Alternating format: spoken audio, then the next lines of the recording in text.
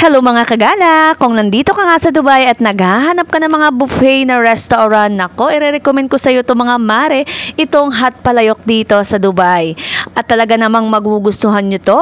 Entrance pa nga lang mga mare ay alam nyo na masarap ang nakaserve dito sa loob. Kaya naman tara na, samahan nyo na ako pumasok para maipakita ko sa inyo kung gaano ba kaganda at ka-spacious ang hot palayok dito sa Dubai.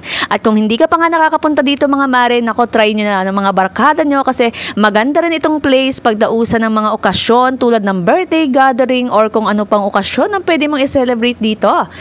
Ito nga pala mga mare ay Filipino restaurant dito sa Dubai na talaga namang sikat na puntahan ng mga Pilipino. Hindi lang Pilipino ang napunta dito mga mare, syempre mga ibang lahi na rin o mga foreigner.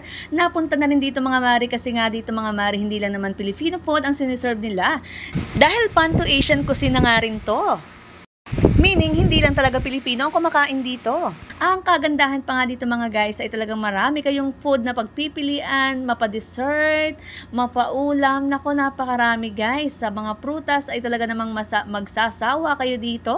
Talaga naman yung inyong ibabayad dito para sa buffet area nito ay napakasulit. Tingnan nyo naman at may mga pa-soup, marami pang mga kung ano-ano pang mga side dishes dyan na talaga namang magugustuhan yung mga mare.